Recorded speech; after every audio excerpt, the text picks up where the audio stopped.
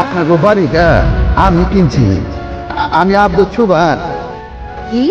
এই যে আপনার বড় পোলা স্যার সব কিছু ঠিক করে দিচ্ছে।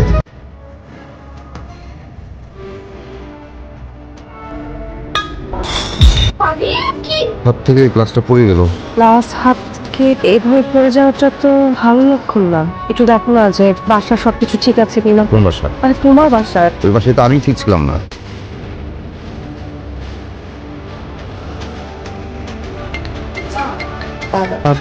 সামির ফারহানের যোগাযোগ হচ্ছে? না, কারোর সাথে কথা হয়নি। কেন কোনো সমস্যা? না, ফারহানকে তখন থেকে ফোন করতেছে, ও ফোন ধরতেছে না। কেন জানি মনে হচ্ছে ওরা কোনো একটা ঝামেলায় আছে।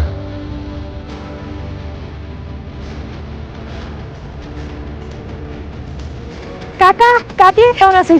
আসসালামু আলাইকুম। কাকা। ওয়ালাইকুম আসসালাম। আমি সত্যি সত্যি আমার কাকি বাজার একদিন আমার কইতে আছে তোর কাকা এসে আমি কি হোক পাই না কাকা এলে আমার কইব না আমার খবর দিব তোর বলে আমার কইলে আমি ডাকাতে একদম এটা আমার নমিনি হিসেবে আছে, গ্যারান্টার হিসেবে সাইন লাগবে। সামির তুই কখন এলি? আমি তো আগেই চলে আসছি। তুই আর নিজে অনেক বলবি না, ধরলে আমরা একসাথে আসতে পারতাম। এই যে সারপ্রাইজ দিলাম। তোমার ছেলের কাজ এটা। আমার ছেলেকে কোথায় পাইলেন? কাজটা ভালোই করেছে। সজিনী বাড়িটা না বিক্রি করতে হয়, আমরা সেখানে ফিরে আসতাম।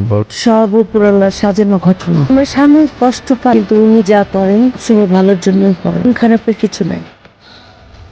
জীবনে যত ভুল করেছিলাম এটা এই সব কিছুর জন্য মানুষের কাছে ক্ষমা চাওয়ার আগে নিজের কাছে ক্ষমা চাইতে হবে। সন্তানের এত খারাপ চেহারাটা দেখার ভাগ্য ছিল, তাই রে একদিনও তো সব ঠিক হয়ে যাবে।